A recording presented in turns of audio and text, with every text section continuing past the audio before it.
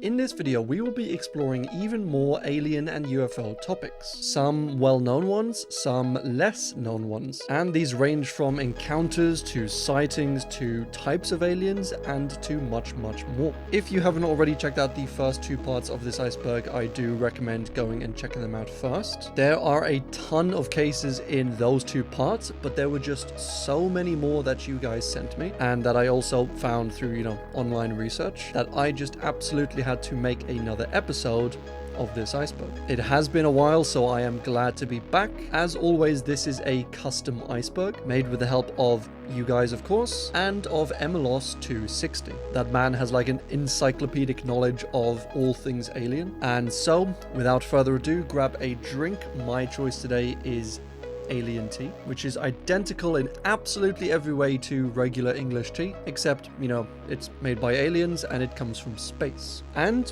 join me as we explore the ultimate alien and UFO iceberg. Tier 1, Gary McKinnon. So this was a guy, a British guy, in 2001 and 2002, who committed, and I quote, the biggest computer military hack of all time. He was in his mid-30s at the time, living in London, and he said he didn't really kind of technically hack anything. He said their security was so bad, the security of like NASA, the US government, the US military. He said it was so bad that he basically just went onto their servers, used, default passwords. Like he just went to their login portal, entered like user 0 password 123 sort of thing, and he just got access to all of their servers and all of their files. Now it probably was a bit more complicated than that, but he said he was kind of thrilled to actually have gotten in, but also a little bit disappointed in the government for having all of these secrets and not really even protecting them. He even left a message on the government website saying that your security is crap, and he's not really wrong. The whole case is a little bit unclear as to what he actually did versus, what he was accused of doing. As after they found him, after they identified him and tracked him down, the US government and the US military just kind of went crazy against him. They threw all of these accusations, all of these charges at him, basically because they, kind of made them look a little bit silly. So he faced the possibility of being sentenced to like 60 years in a US prison for stuff like storing data and logins, for deleting military weapons logs, and a few other, smaller charges. But his case was this whole like decades-long case with him living in England and the US basically trying to extradite him to charge him in America. Originally, it was, the old bill, the British government who did arrest him, but they subsequently let him go after they realized that he hadn't actually hacked any of the UK, computers and systems. But then obviously the US was saying, no, actually, you need to send him over to America because he hacked us, national security sort of thing. And eventually, like a decade later, it was actually Theresa May, of all people, who basically put an end to this. She said, we're not going to extradite him. He had been suffering for years. He wasn't able to work. He wasn't able to sleep or eat. His anxiety was like through the roof. He hadn't arguably caused any,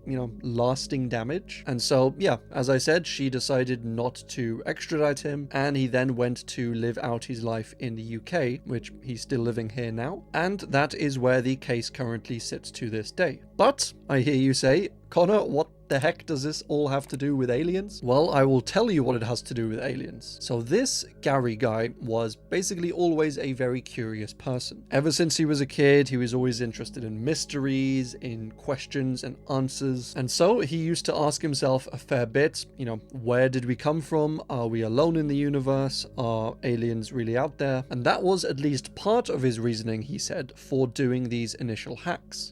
He hacked the US military, he hacked NASA, somewhat in order to find out if there was any evidence, of aliens, of UFOs. And he said that when he did these hackings, he found a ton of evidence. He said he found documents exploring and, documenting stuff like anti-gravity technology. And this anti-gravity technology was at least reverse engineered, but possibly even taken straight from UFOs. There was also documents on infinite or near infinite energy sources. There were photos of large alien crafts. There were like spreadsheet documents, which were very shadowy and very shady. And they had the names and ranks of all of these Air Force members, but the names of these individuals didn't pop up anywhere else, and they weren't traceable or trackable to an actual person. There were also, he said, details on ship-to-ship transfers, and none of the names of these ships were traceable to anywhere else. So Gary theorized that perhaps these individuals that weren't linked anywhere, perhaps these were non-human members of the Air Force, and these ship-to-ship transfers may very well have been ship or aircraft to spacecraft transfers. So this would have been a, humans working with aliens sort of thing. Because let's be real, who transfers from like plane to plane? I mean, I'm sure it is possible, but it is still a bit strange. But just as he was downloading some of these images, in the action of downloading, it kind of alerted the, system admins to the fact that he was there. And then they did subsequently cut the connection, kick him out, and then, trace him down and arrest him and try and prosecute him. And then the rest of the case went, from there, as we explored earlier. The Communion film. So this is in reference to the film Communion, which we actually did touch on in the previous Alien Iceberg episode, which the Communion film was based on the Communion book, and that was based on the real-world life experience and actually written by Whitley Strieber. He was an author who had these experiences, these encounters with aliens one night, or rather over a period of time, and he wrote a few books about it, one of them being Communion. And then this was made into a film, but the film itself is one of the most absurd, amazing pieces of media you will ever see. Whitley was abducted by, well, he didn't really call them aliens, they were like visitors, he called them, or non-human beings. Like, he wasn't sure if they were aliens, or just time travelers, or interdimensional beings, but he did know they were a little bit weird. And I included this entry because I don't think we did it justice enough in the last episode. We just kind of, danced, kind of skirted over it. But I have recently watched the film and it is amazing. Like, do me a favor and at least watch the trailer if you don't have a lot of time. And I'm not too sure how much of the film I can actually show here. Maybe it's like a little clip I can show, maybe it's nothing at all. I'll figure that out in the editing stage. But if you want to go watch it and don't want any spoilers, then just skip over this next part. But this film stars Christopher Walken, which already is a fantastic start to a film. But he basically gets abducted by these strange visitors. He gets probed by them. There is a weird dance scene, and he ends up revealing that these are not actually Gralians as they may, first appear, but they're actually reptilian aliens that use this gray alien kind of facade, disguise as a mask sort of thing. I don't recall them being human. And honestly, even that is not doing it justice. It is like one big fever dream of a film. It feels so eerie and magical at the same time. It seems like something akin to a cult classic. Like, imagine a film like The Room, but just super terrifying, super scary, and starring Christopher Walken. You people, you sit there, you're in for one big surprise. And I can't tell if this is an absolutely terrible film or, the greatest masterpiece ever to have been made. But on top of all that, it has a score written by Eric Clapton, arguably one of the greatest guitarists of all time. So it's like, how did this film even happen? You got Eric Clapton, Christopher Walken, aliens, Whitley Strieber, seemingly terrible acting and directing, also beautiful and magical at the same time. So yeah, a super unique film, and go and check it out if you have the time. Cross-shaped UFOs. So this can refer to a bunch of different instances, but it almost always refers to these flying objects in the sky, which often appear to be lit up or orange or glowing, and that also seem to both appear and disappear very, very swiftly. Someone even did this fancy little representation of what, a lot of them look like. And there have been many, many sightings of these over the years. This specific one just being from Georgia. But these UFOs are seemingly seen all over the world from year to year. Here is a lovely one from 2009, Birmingham, England. And as I said, they come and go very quickly. They move about the sky or wherever they are very quickly. And they range in size from like yay big sort of thing to, yay size of an airplane. And yeah, they're kind of interesting. Could they be alien crafts? Could they be tricks of light? Could they be secret military weapons or secret military crafts? Or are they something else entirely? We don't really know. Diseases from space. So this is, for me, a super interesting one that either I think refers to this book, Diseases from Space, or just to the general idea of diseases from space, which the book covers diseases from space anyway, so they're basically the same idea. And that idea being that a lot of common bacterias or diseases, stuff like the flu, the common cold, the whooping cough, as well as like dozens more. The theory or idea is that these might potentially have originated from space. So, whether this was before life on Earth, or whether it was after we evolved into humans, or long before that, or basically any period in time before history sort of thing. The idea is that these little bacterias, maybe the common cold, spread and developed somewhere out in space, whether this was, an alien planet or an asteroid or something like that. And then eventually this cold, these germs, these microbes did end up on an asteroid. That asteroid ended up hitting into Earth, and then you get these diseases spread into animals, spread into humans, and that is where they came from. It's a pretty cool little book written in 1979, and it's not just pure theorizing. They do take stuff like space dust, they do tests on it, and they found that a lot of it contained like organic materials like carbon, like nitrogen, as well as these other compounds. And they also found space compounds around, asteroid meteosites, which is not too unusual, I don't think, because, they did come from space. And there are additional theories that say stuff like SARS might have come from space, but the evidence is a little unclear on this one. It is somewhat theoretical, but I think it is a very, very cool theory nonetheless. The Berkshire Incident 1969. So this refers to an incident that happened in Berkshire County, Massachusetts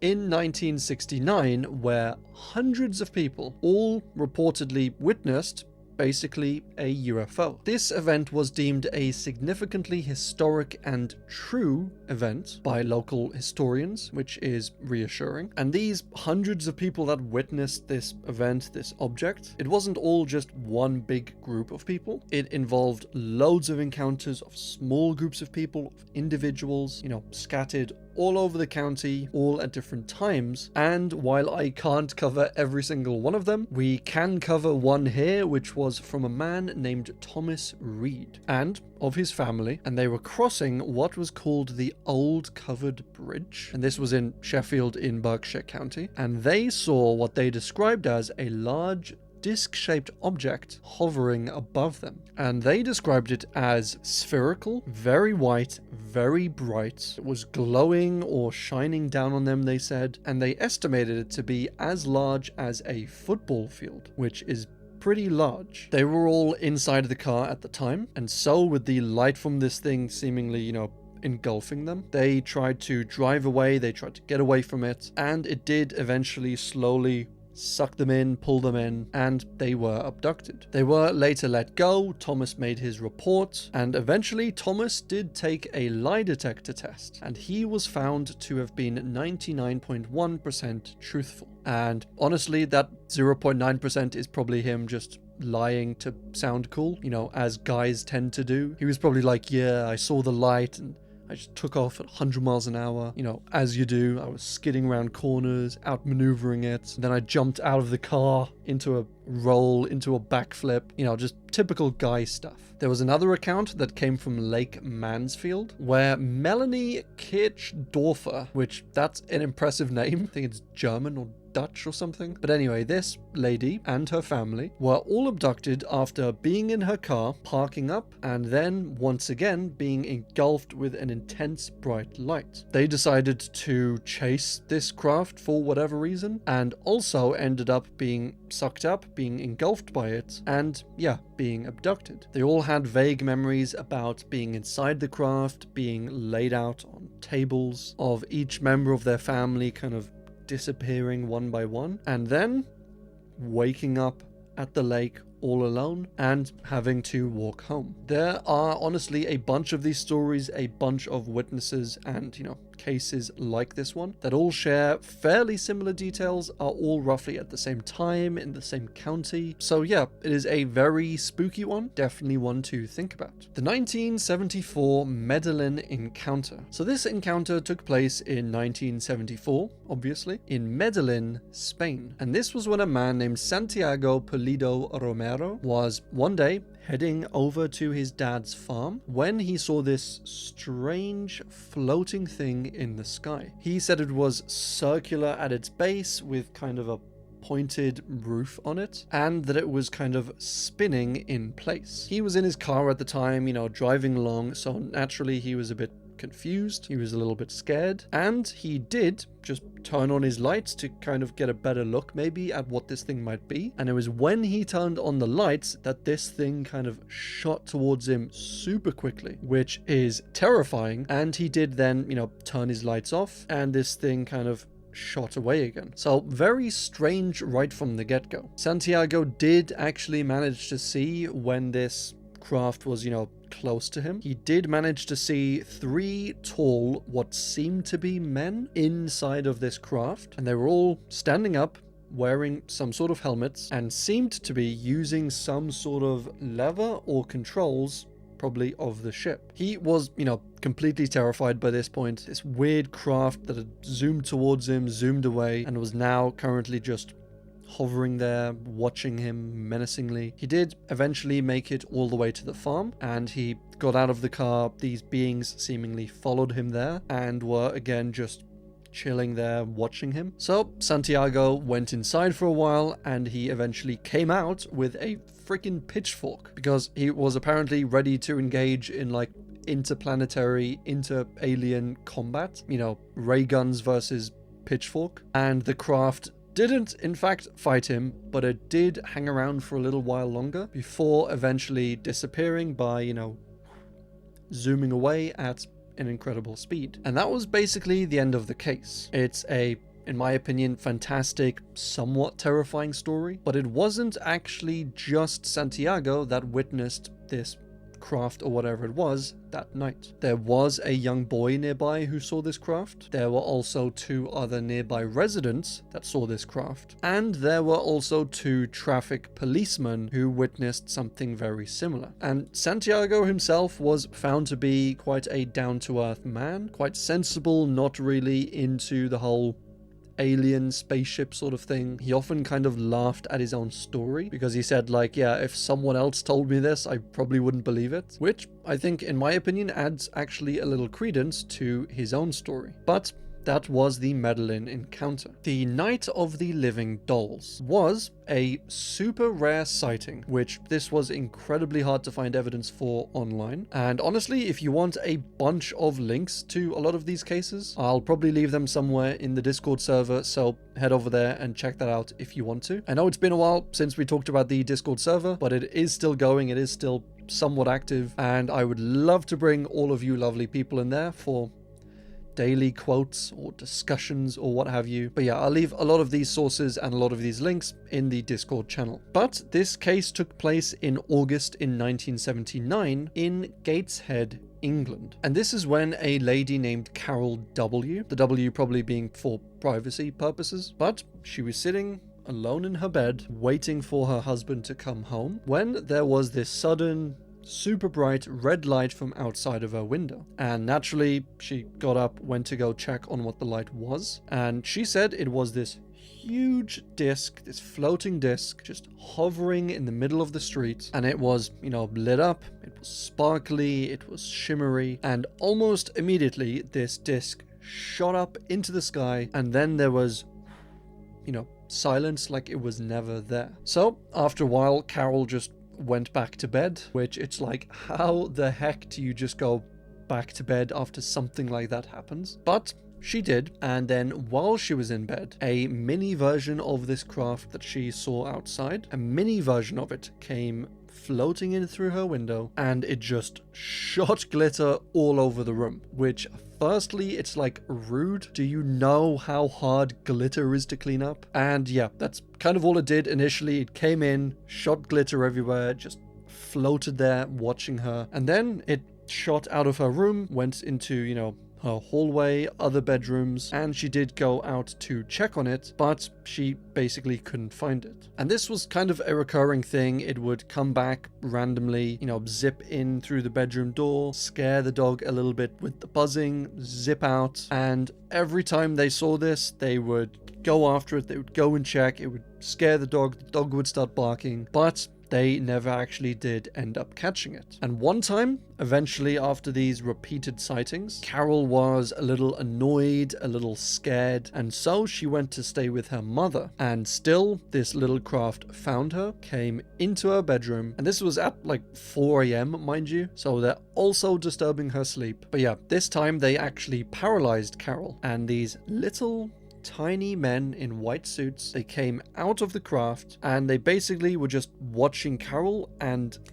clicking to themselves, which, I mean, sorry, is this a alien encounter or a horror film? Like, Jesus Christ, that's so weird and jazzy. And yeah, eventually they did stop appearing. Carol and her family and the dog stopped hearing and seeing them, and that was the end of the case. So a very strange one, a very rare one, but it is still very interesting. The Michelin Men refers to a sighting in May 1960, and this was in Cadiz, Spain. I'm not entirely sure how to pronounce Cadiz, but this is when a man named Don Miguel Timmermans Ceballos, again, I think that's how you pronounce it, he was riding along on his motorcycle when all of a sudden he saw this strange looking creature. And this creature was around 6 or 7 feet tall, it was completely red, and it seemed to have trouble walking. Like, Don thought it was a robot or something because of how stiff its joints were. It was,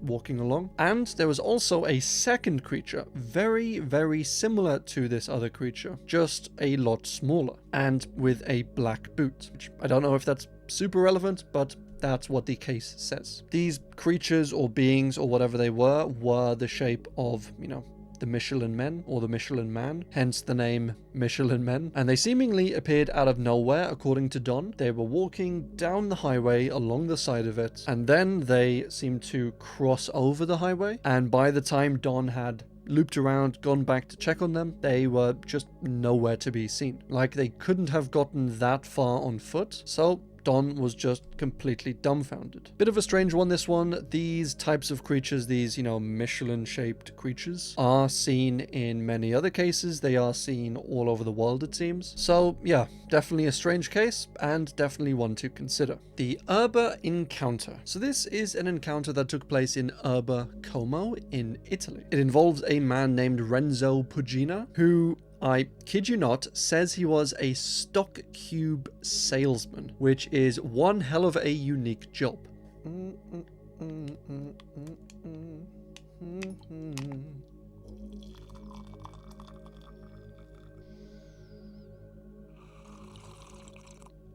Yum, stocky. But anyway, this man Renzo was coming home after watching a film, and as he parked his car up in his, villa, he noticed at the top of the stairs there was this strange light there. But at the time he said he just attributed this to the glow of the moon, and so he finished parking up the car, actually went upstairs to the front door himself, and lo and behold, there was a strange little figure standing at the top of the stairs. This creature was just leaning against a tree that Renzo owned, and this creature, mainly from the top of his head, was actually emitting this light that Renzo saw. Renzo said this strange creature was wearing this weird armor, and he had a helmet on that kind of looked like a motorcycle visor. It mostly covered his face, kind of except for his eye sort of area. Its upper body was covered in these strange metal, almost fish-like scales, and it's a bit of a strange description, but he said his lower body was like inside of a pipe, or at least a pipe-like mechanism or machine. I just imagine it to be that like little plant that's coming out of a pipe in Mario. But anyway, when Renzo got to the top of the stairs, this creature, whatever it was, actually rotated around to face Renzo, and it flashed him with a light that was so bright that it actually paralyzed Renzo. So he was stunned, he fell to the floor, he couldn't move for a few moments, and the glimpse he got of this creature at the time said it was an almost maybe human-like face, except it didn't really have a forehead. Its skin was like dark olive sort of shade, and it had small almond-shaped eyes. And he said at the time he was absolutely convinced that this was a Martian. Like, no second thoughts, no doubts, this is like 100% Martian. And so when he regained control of his body, he just got up and he started screaming at the creature, Marte, or Mars in Italian. And as Renzo approached this creature, screaming Marte, this creature was kind of taken aback a little bit. It seemed in pain or upset, and it actually, along with its pipe machine, flew away or hovered away and was never seen again. Renzo was living with his wife at the time, so he immediately ran inside. He was, shook, he was upset, he was terrified, he was exhausted, and his wife actually woke up and noticed all of these things that Renzo was going through. He was terrified, traumatized, he was visibly physically shaking, and after this incident he was actually bedridden for about 2 days. Now, Renzo wasn't known to be a drinker at all. He wasn't known to take any substances or to have hallucinations or any psychological issues whatsoever. And once again, the investigators who interviewed him afterwards found him to be very down to earth, very logical, very sensible. And so obviously the big question is, what exactly did he experience on that night? The Portuguese Angel-Hair UFO. So we actually covered this entry way earlier on in the Unsolved Mysteries iceberg, like right at the beginning of that one. And it covers something called angel hair. So this is this strange kind of silk-like hair that was spotted on the ground and in the sky in Portugal roughly 10 years ago. Now, it has been spotted in various other places around the world, but as you can see, very fine substance, slightly sticky, kind of hair-like, and because it comes from the sky and floats down, it was originally named angel hair. Now, there are a bunch of potential explanations for this which aren't related to UFOs or aliens, but there are, of course, ones that are related to UFOs and aliens. Those being that it might be alien excrement, it might be some form of alien blood or life force, or it might be related to the UFOs themselves. So it might be an alien fuel source, it might be a waste byproduct of the, propulsion systems. So yeah, bit of a short one this one, very strange substance. So let me know what you think about this one in the comments below. Tall whites. So tall whites are a generic form of alien or type of alien that we have actually covered in the past, that being stuff like Nordics, stuff like Venusians or Space Brothers. But for this one, I will cover a particularly interesting case, and that was the case of Charles James Hall and his account of what he called walking with the tall whites. So he was a member of the United States Air Force, and he joined them in 1964. This was all the way back when he was 19 years old. And while he was in the Air Force, he was stationed in the Nevada desert for around about 2 years. And this was mainly as a weather observer, but he said that while he was stationed here in the desert, he had some very strange, very scary, very terrifying encounters with what he called the tall whites. And the tall whites were obviously this alien species, and Charles said that they had come down to Earth, they had made contact with humans. He did encounter them a bunch, they stalked him for a while, he actually physically interacted with them a few times, but he didn't really tell anyone about these encounters at the time, partly because he didn't want to seem like, a bit of a weirdo, a bit of a kook. And so he eventually left the Air Force, he got married, he ended up going back to school to get some, education, to get some degrees. And then he started a family, had kids, had grandkids, and it was eventually years after he actually left the Air Force that he did tell his wife Marie about all this stuff, and she more or less believed him, but she didn't really care too much. It didn't really bother her. She basically said, oh, if I ever meet these aliens, I hope they're nice, and I hope I'm nice, and I hope I don't offend them. So she definitely passed the vibe test. But yeah, years later, Marie ended up catching Charles on his laptop, and he kind of closed the laptop and she told him to open it, and what he was writing was, he said, his memoirs. And these were memoirs basically of his life, and they were for the eyes of his children and his grandchildren. And he ended up showing Marie the memoirs, and they included stories of Charles's life and stories of what he experienced with these tall whites in the desert. Marie told him that this is, super cool, and that it should be public knowledge, and that he should publish it and show it to everyone. He apparently wanted to keep it all secret, have it just for his kids and grandkids, keep it just in the family. But she did eventually convince him to, finish the writing and to go public with it. And these memoirs have been made into books in what is called the Millennial Hospitality series, which are 4 books basically explaining and exploring his encounters. There was a documentary made about Charles and his stories and his, experiences in 2020, which is a pretty cool documentary if you want to go check it out. But yeah, in my opinion, pretty cool type of alien, pretty cool encounter stories from Charles, and it comes along with a documentary. So if you don't want to read all the books, go watch the documentary, go hear Charles's stories, Charles's side of it, and decide for yourself what you think on this one. Tier 2, Darryl Anka. So this is a man that you may have heard of. He was a spiritual guy, a medium, a psychic, and he claimed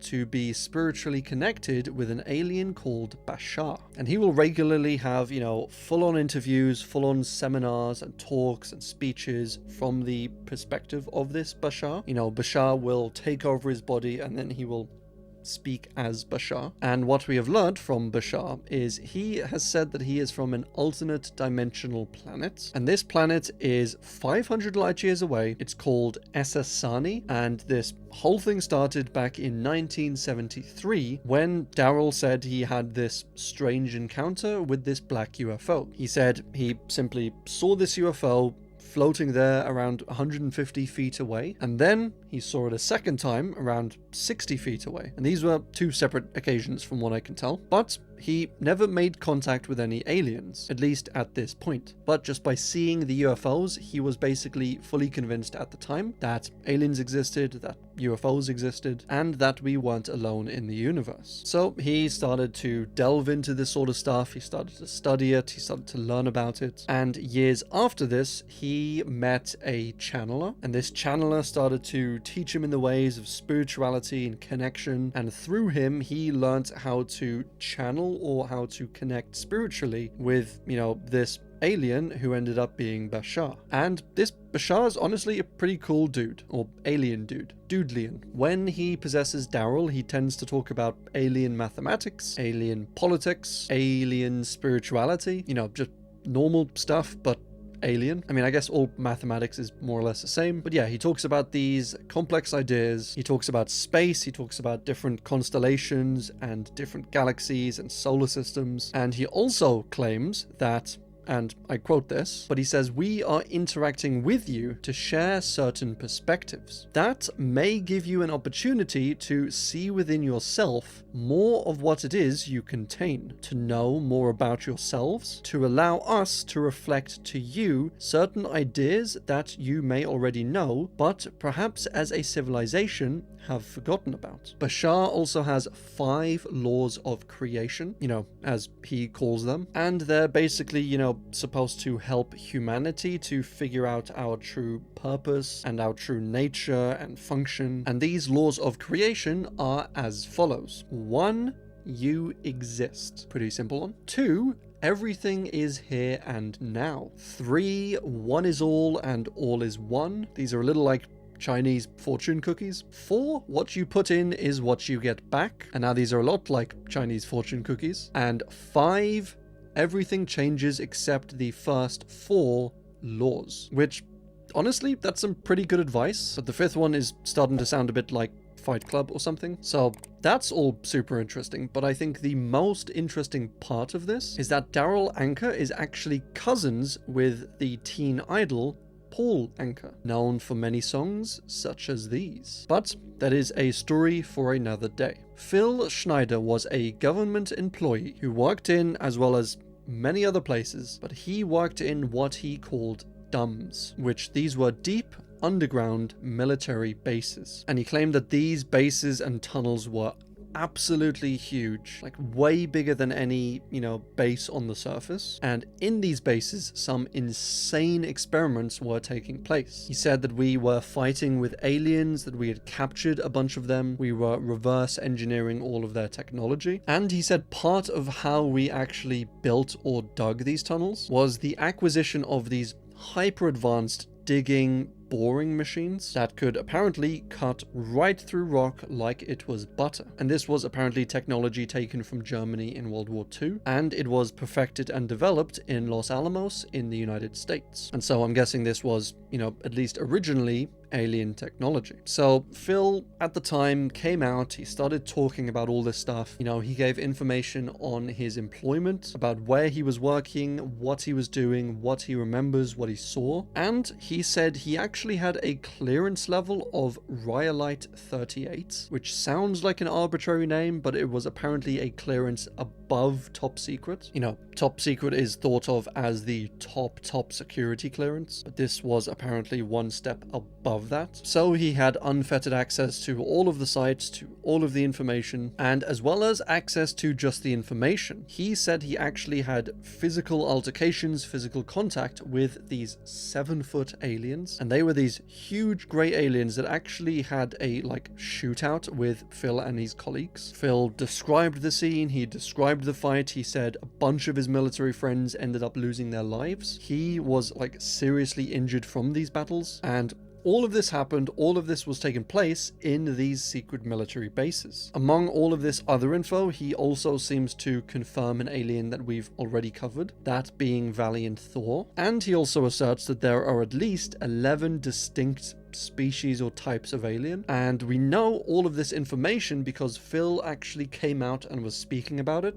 This was out in public after his employment with the government, and during this time he was constantly being harassed. He was actually physically shot at multiple times, and they never did find out really who shot him. And so after all of this, Phil was actually found dead in his apartment. And so the circumstances of his death, the information that he was giving out, and the attacks on him prior to, his eventual death, they all led to a ton of suspicion. And it also didn't help that when Phil was found in his apartment, the detective at the scene didn't even call a coroner. He just sent Phil straight down to the morgue, which apparently is illegal to do, but he did it anyway. There was evidence on Phil's body that wasn't found or detected at the scene that seemed to point to this being a murder rather than, Phil doing this to himself. And there was some evidence to show that he had actually been physically tortured before his death, which again is a very strange thing to do to yourself. So honestly, a bit of a heartbreaking case, a very interesting and suspicious case. And if you'd like to check out Phil and his stories a bit more, there are a few really decent podcasts, documentaries, articles, etc. covering both Phil's claims, Phil's life, Phil himself, and the story as a whole. The Robert Taylor Incident. So this was an encounter involving a man named Robert Taylor, and this was in the Detchmont Woods in Scotland in 1979. So Robert was out in this forest, he was walking his dog, when all of a sudden he saw this large, circular, spherical sort of object floating in the forest in the sky in, a clearing. It was metallic, it was dark, it was suspicious, and apparently it had a rough texture, almost like sandpaper, he said, and nothing was really happening. And then he said he smelt something like burning, and then these tiny spheres, like sea mines, he said, came out of this larger craft, and the sea mines were pulling him, tracting him into the main craft. And then all of a sudden, he lost consciousness. He woke up a little while later, all of these crafts were gone. He was just lying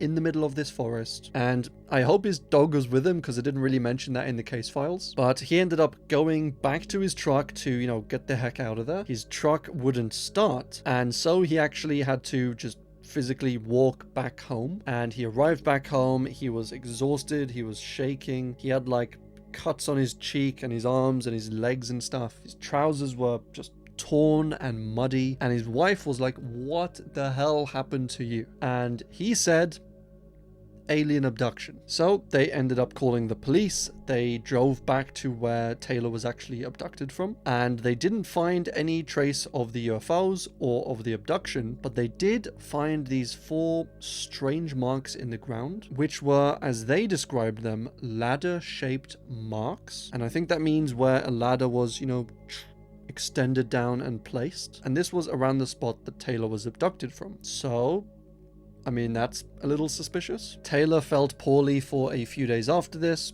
ended up fully recovering just fine, and there was actually a plaque put up in the area around where Taylor was abducted from, you know, referencing or commemorating this abduction. But Taylor never actually did end up seeing or witnessing these aliens or UFOs ever again. The Kelly Hopskinville encounter is a super interesting one that occurred in Kentucky in 1955. And this is where 5 adults and 7 children all one night showed up at a police station, and they said that they had been holding off a bunch of small alien creatures from their ranch or their farmhouse. They said they had been fighting them back and holding them off via a shootout, which a shootout in Kentucky with aliens, sign me up. And they said they had been holding them off for almost 4 hours, which just sounds amazing. 2 of the adults, Elmer and Billy Ray, said that they were in the house and they randomly saw these small creatures with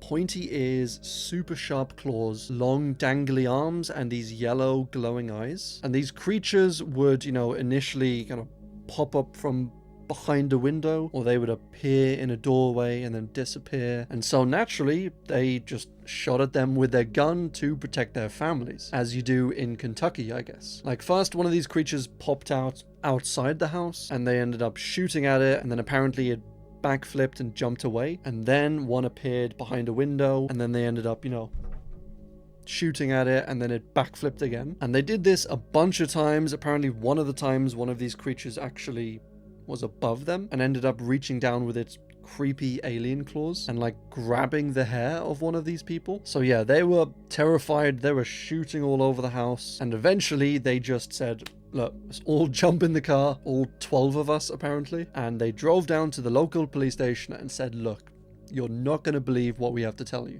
Alien shootout. And so with this report, they sent down, along with the inhabitants of the house, they sent down 4 city police officers, 4 military police officers, 5 state troopers, and 3 deputy sheriffs, all down to the house, ready for a potential full-out war with these creepy little aliens. And what they found was no aliens. They found a ton of bullet holes in the side of the house, or gunshot holes, or whatever they're called. I'm not a massive gun guy, as you can tell. Shout out to my boy Wendigoon, or Wendigun. And that was that. All the people from the town and the village and the neighboring town and everywhere, it seems, all kind of flocked to this farmhouse at the news. They went in, they took photographs, they kind of toured around the farmhouse and the lands and the house itself, and it did garner a bit of attention. It was a bit of an attraction sort of thing, at least for a while, until everything settled down. UFO saved Earth. So this is a very interesting theory by one Dr. Yuri Labvin, who is a Russian scientist who says that the Tunguska event, which was this insane, massive, strange explosion that took place in 1908 Russia, that we, once again, shout out to the Unsolved Mystery Iceberg, we covered it in that series. But at this explosion site, there were these strange kind of imprints, if you can call it that, in some of the quartz. And Yuri said, he theorized, he thought that these imprints resembled a, alien craft control panel. And there was also some space matter ferrum silicate that was found. And all of this for Yuri came together, he brought it together and came up with the theory that basically there was this giant meteor that was coming down to Earth, and this was in 1908, and this would have wiped out the entire planet. But there was this alien spacecraft who basically, sacrificed themselves, and before this meteor hits into the Earth, this UFO comes flying by, smashes into the meteor, causes the explosion to take place far above the ground, which, reduces the impact of it. But in flying into it, it has caused the explosion to kind of hit down into the UFO, and this kind of imprinted the shape of the control panel into the quartz below. I know, it sounds unbelievable, but Yuri is very convinced of it, and I'll leave it in the iceberg because I think it's a very fun theory. Erich Von Daniken. So this is this guy, a very interesting character, and I won't get fully into his story because it is quite long, but he was at one point a hotel manager who ended up basically getting convicted for fraud, because what he was doing is taking out loans for apparently his hotel business, and he was using a lot of the money from these loans to go traveling around the world to more or less investigate and explore these ancient mysteries. And he was also using the money to live like a lavish lifestyle. But the reason he was going out to explore these mysteries was because he basically believed that these were all gifts or inspired from aliens. And at the time, he was writing a book that ended up being called Chariots of God, or Chariots of the Gods. And so him traveling around the world he saw it as research for these books. Or actually, the name is Chariots of the Gods, because there's a little question mark at the end. But anyway, this book goes into details about like the Egyptian pyramids, about the Nazca lines, about the Iron Pillar of Delhi, and even this little Japanese Dogu figurine. But he basically goes into details in the book about how these were either gifted from aliens or it was inspired by aliens. You know, they taught us how to make them. And the whole book is more or less how aliens came down, they inspired humans, they taught them mathematics, physics, engineering, and allowed them to create all of these things. And at the time when the book was first released, it was actually super popular and became like a hit seller. He made a bunch of money just from the book, and he also offered theories within the book about how we could advance our own technology, about how we could advance our space technology and then go out traveling, find other civilizations, and perhaps if these other civilizations were less advanced than we were, then we could impart some of our knowledge to them, we could teach them how to make stuff, and then, you know, basically complete the cycle. And then he was arrested for this, you know, hotel fraud or this financial fraud or whatever it was. He spent a year in prison, but with the funds or with the, you know, income from the first book, he was able to basically pay off all of his debt, leave the hotel business, and while he was in prison for a year, he wrote his second book, Gods from Outer Space, which, as you can tell by the front cover, is the international bestseller that presents evidence of extraterrestrial visitors through all the centuries of Earth's existence. It's like a billboard cover on a book, and that is basically what he's best known for, these books, which it's not a terrible theory. I think it's a pretty cool kind of, you know, breakdown of at least human achievements. Like, even if you don't fully believe that they came from aliens, it is a nice book to explore some of the greater things we've achieved, and it's probably a bit of a compliment to say that, yeah, these things were built so incredibly with such skill and precision that they can only have come from aliens. So yeah, either way, kind of a fantastic theory. Avocado Shaped UFO. So this was an absolutely fascinating account that took place in 1945 in New Mexico. And this was during the first ever nuclear explosion test, famously dubbed the Trinity test. And as far as the official, you know, account or story goes, the bomb was being tested, it went off. If it was actually a bomb, which that's still up for debate, because as this account suggests, that explosion might have actually been an alien craft, you know, either breaking into the atmosphere or crash landing on Earth, and then they made up the excuse or cover of this being a, you know, nuclear explosion. But basically there was a massive explosion, a super bright light, and these two boys who were living on a farm somewhat nearby, who were named Jose Badia and Remigio Baca. They were out on horseback looking for this cow that had, you know, gone missing, gotten lost sort of thing, when they, you know, witnessed this huge explosion. So they were like taken aback, they were kind of blinded by it, but they did see, once everything kind of cleared up, they saw this little, you know, billowing smoke just in the distance, and they thought to themselves, why don't we just go over there, go check it out. Kind of interesting, nothing really else to do on a farm. And when they got nearby, what they saw was this huge kind of crater, kind of groove or mark in the ground. And they said it was only about 30 centimeters deep, but it was about 30 meters wide. So from what I can tell, something large basically came flying down, hit into the ground, and then skidded along. And right at the end of this groove, there was this craft. They said it was a pretty big craft. It was kind of shaped like an avocado, which firstly, yum, and secondly, also yum. I love avocados. But they estimated it to be roughly 9 meters long, 4 meters high. And yeah, so it wasn't a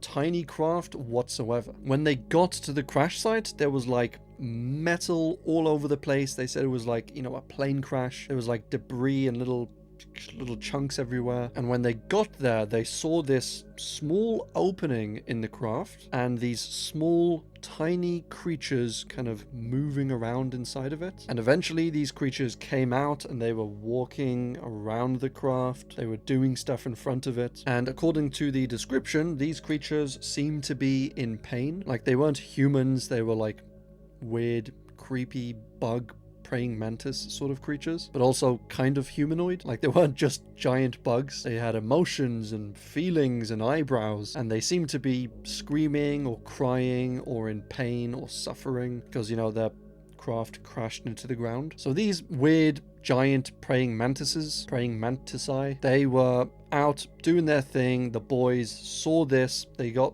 maybe a little freaked out by it, and they just decided, we're in over our heads, it's quite late, it's getting dark, we best head back home. And so they did that. They went home, they told their parents about what happened, and the account doesn't really say whether their parents believed them or not, but they didn't end up going back there until not the next day, but the day after that. So I'm assuming the parents at least didn't believe them on the first day. But eventually they did go back. The two boys, they went with their two fathers and with a state police officer. They went back to the crash site. They actually still saw the craft, and the two fathers said, boys, wait outside. They went into the craft themselves, and they were in there for about 5 or 10 minutes, and then they came out. They were like shaking, they were traumatized, and they wouldn't talk about what they saw. They wouldn't talk to the boys. They told them explicitly, don't tell anyone about this, don't tell your mother or your auntie or the bloody cows. And apparently when they got there, these creatures that the boys had seen on the first day, they weren't there anymore. Like, it was just the craft and whatever was inside of it. And so everyone went back home. The next day, the military came to the family and they said, hey, we've got a fallen weather balloon in your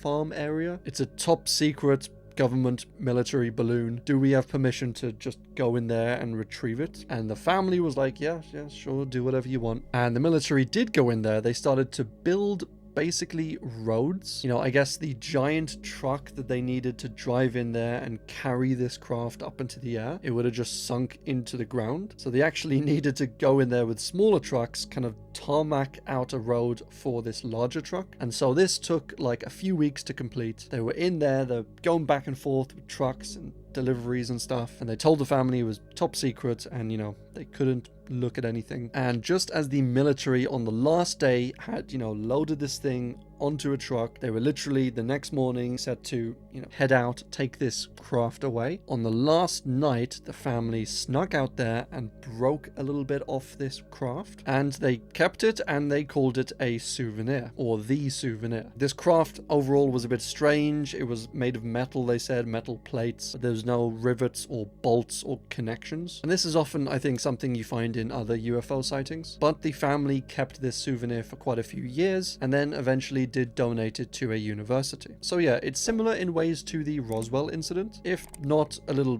better in my opinion, a little more exciting, got a bit more variety, it's a little bit more unique, and it has bug praying mantis aliens, which is pretty cool, if not somewhat terrifying. The Mariana UFO Incident. So this occurred in 1950 when this was filmed by a baseball coach, Nick Mariana. He was a local baseball coach who said he was just looking up into the sky one evening or afternoon, and suddenly he saw these two shiny, tiny metallic objects flying through the air. And so he ran downstairs, he ran to his car, he grabbed his camera, which was like a video recorder, and he started filming these flying crafts. Now, they're a little hard to see as this was, the 1950s, so the footage is a little bit less than optimal, but when it is zoomed and enhanced, you can clearly see these two what seem to be metallic objects that are, flying through the air. And there was actually evidence and comparison in similar videos of stuff like birds, stuff like planes, stuff like balloons, and none of these other things seemed similar in any way to what Nick had captured. And what's also interesting was that the direction that these crafts were flying was actually against the flow of wind on the day. So, stuff like birds might go with the flow of wind, stuff like weather balloons or actual balloons, they would,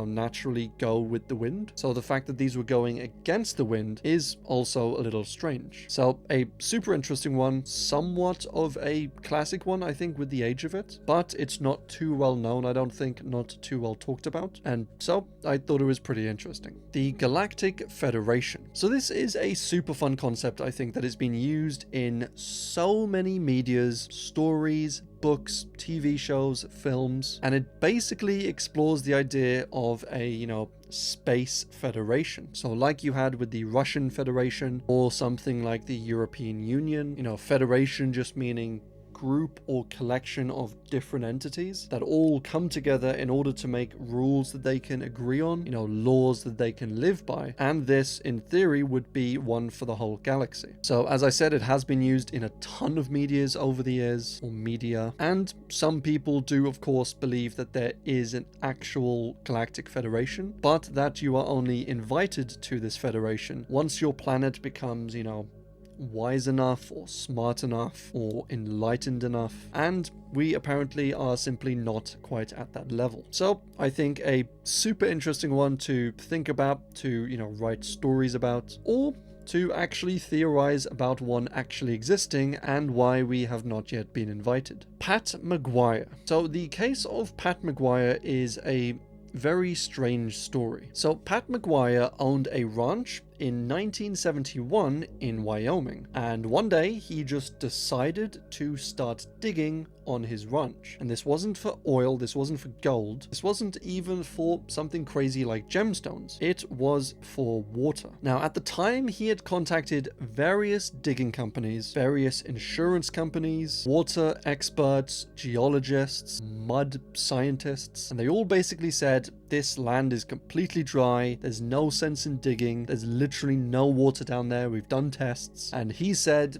screw you, I'm gonna dig anyway. And to make a long story short, he decided to keep digging and digging and digging, and he eventually struck a underground river, which resulted in tons and tons of water coming through. He made a well there, he was able to water his crops like infinite water, and this allowed him to start farming and to start planting and growing and harvesting crops. And then he sold the crops for lots of money, became semi-rich off it, and that's basically the end of the story. So now let's go back to the beginning, or back to before the beginning. And this was years ago when Pat was just chilling on his ranch, and he noticed one of his calves being sucked up by a UFO. And calf as in cow, not calf as in, his leg, because that would be pretty awkward being sucked up by a UFO. But he saw one of his cows being abducted by a UFO. He decided to keep an eye on them, to watch them. It happened again, and he thought at the time that it was an alien craft or a prankster or some other farmer or something,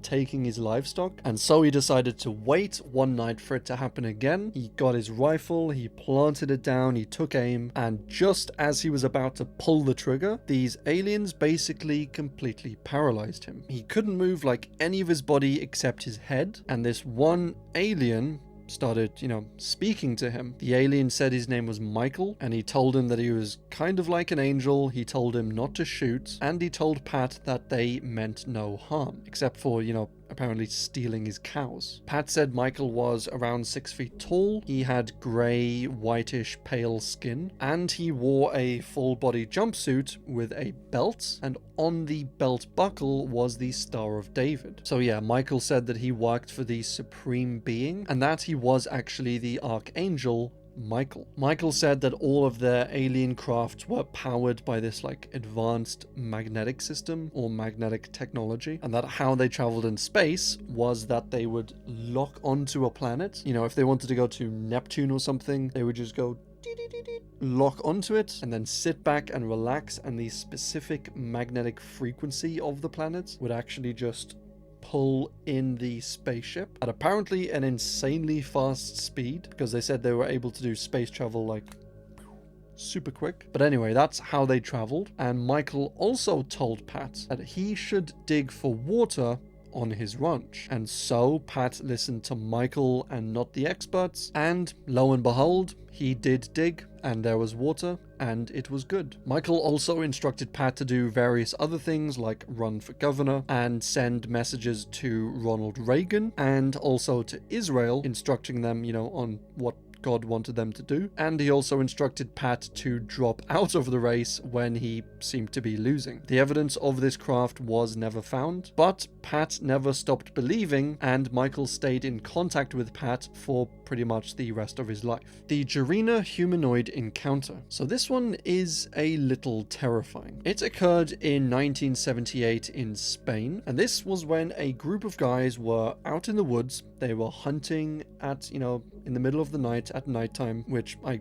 guess that's a thing. And they were just traipsing through the woods, going over hills, going through rivers, and they saw this strange kind of red light, which they thought belonged to a car, which I think is a pretty reasonable guess or suggestion. But there was a gypsy in the group for whatever reason. Bit of a strange detail, I don't know why that matters, but he was a gypsy, and the gypsy said, no way in hell is that a car. Like, that is super strange, kind of scary. And so all the men decided to get a closer look. They went closer to this thing, they turned off their flashlights, and they said if it was a car, we couldn't really see into it. It was oddly shaped, we couldn't see any passengers or anything, or any driver. And as they got closer and closer to it, they saw that it was this strange circular vehicle, and it had many lights on it. There was actually this strange creature, this strange individual who seemed to be walking around the vehicle, not constantly, but just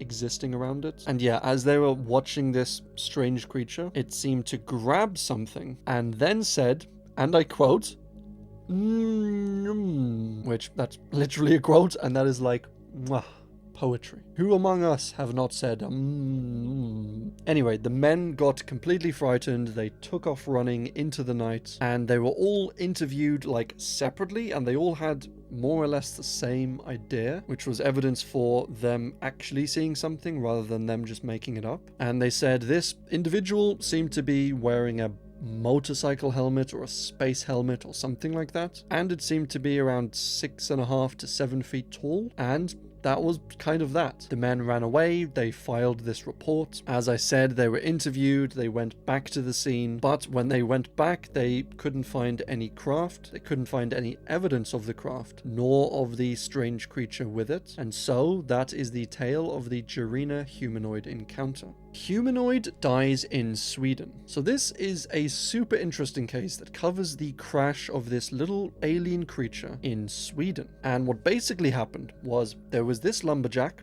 in Sweden who was with a few other people chopping down a tree, as lumberjacks tend to do, and this was on a lovely July morning in 1955. And all of a sudden they witnessed this cigar-shaped craft flying through the air, crashing through some trees, and then crashing into the ground next to this river. They thought this was, some aircraft, like a plane or something, that had got its, wings, broken off. But they kind of changed their minds when they basically heard no crash. Like, you'd expect metal flying into the ground, it would make a crashing sound, or maybe a booming sound when the fuel, lit up, or something like that. But no, they said there was a bright flash of light, but basically no sound whatsoever. And they said this flash of light was so bright that they could see through the trees. Like if you have a light behind your hand sort of thing, or your fingers, and you can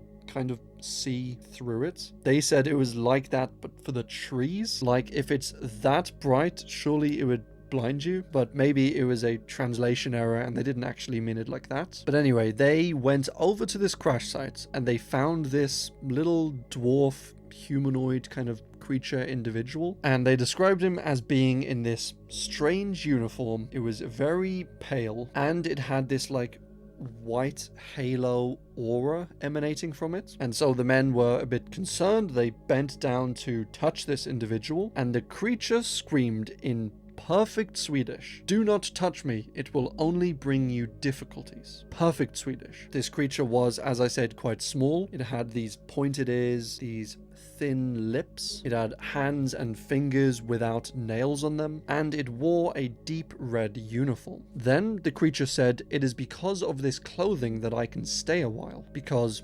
internally I am destroyed." He then pressed on a little device, he threw it a short distance away, and he basically said that that device was to contact home, to let them know that he didn't make it. So he said, don't touch the device, it's doing its own thing over there. And he said it's basically telling them not to come looking for me, me being the alien. And then he just lay there, slowly dying, telling the men of his tales and some juicy info. He said he and his people have come from the Eagle constellation. He said that several alien races had visited Earth. He said a bunch of these aliens were watching us and kind of using Earth as a harmless science experiment. Like, not that they were testing people or experimenting on them, although they might be doing that, but he said they were, coming down, taking air samples, taking soil samples. And then he said to the men, "When I die, here is this strange bag." And he said, "Put me in the bag and then throw the whole thing in this nearby river." And then the men eventually did do that. The bag started to fizzle up. They smelt kind of burning in the air. And then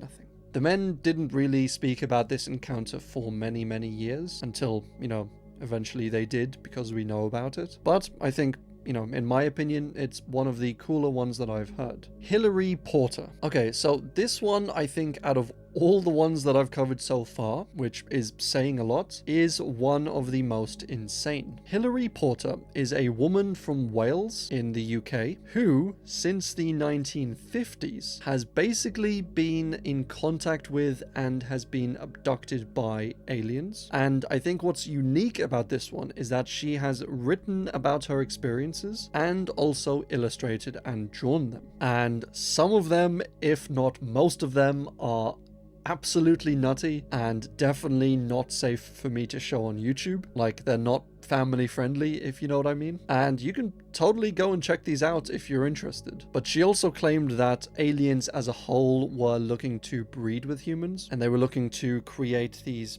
alien human hybrids called reptilians, which I'm not too sure that's how that works, but okay. But yeah, as I said, this one is just absolutely wild. Go check the images out if you want for yourself. You will not be disappointed. Passport to Magonia by Jacques Vallée, or Val, or Valles, or something French. But this is a super interesting book that explores the phenomenon of basically flying saucers, UFOs, alien sort of thing. And it says that while the exact details of aliens, UFOs, etc. hasn't really, or rather has changed over the years, the general idea and vibe of them really hasn't. Like, for example, you have flying crafts in the modern era, you have flying saucers in the 1960s, flying airships in the 1800s, flying angels or flying creatures or demons or entities in like the 1400s, to even stuff like gods and ancient beings and all that even further back than that. And the common thread between all these seems to be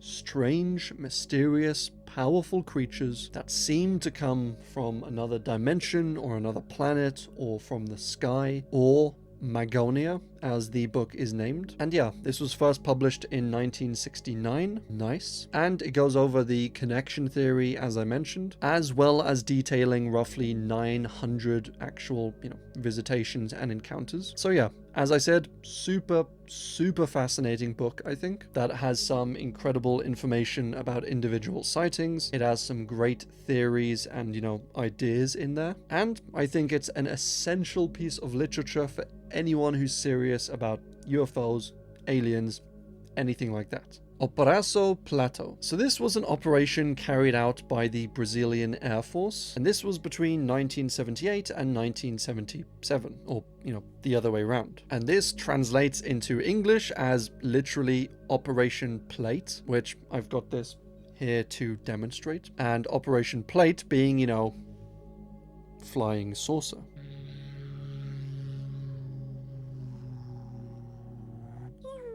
don't know why I brought a plate in here. Nobody knows. But this was following some reports of UFOs in the area, and it was this kind of common trend where some people had these weird bite marks on them or suck marks, and this was often following these strange lights in the sky. So the local people named the lights Chuppa Chuppa, which literally translates to sucker sucker, which is a little funny. There were a number of people that reportedly died after being struck by these lights. A lot of the people who didn't die ended up suffering from and showing signs of like radiation exposure. And very strangely enough, the captain who kind of dealt with all this, who ran the operation at the time, 20 years after this took place, he was giving an interview to like these UFO-ologist sort of people, you know, talking about what happened at the time, what his thoughts were, different theories about it from the, you know, viewers. And he gave this interview. He was quite honest, or at least as honest as he could be. And then 3 months after this interview, he was found dead in his apartment, having, you know, seemingly taken care of himself, which is very suspicious after a situation like this. The official report was that this operation found nothing of interest in this operation, which it's like, of course they would say that. But yeah, it was a strange, somewhat suspicious, definitely odd, dangerous case that, I mean, seems like it's being covered up, but that might just be me. And that is all we have time for. This episode was a really fun one for me to come back on. I know I have taken a bit of a hiatus lately, but I am back now, so you can expect videos hopefully around about once a week, maybe once every 8 days. And yeah, I hope you are all having a great day, week, month, year, life. And as always, thanks for watching.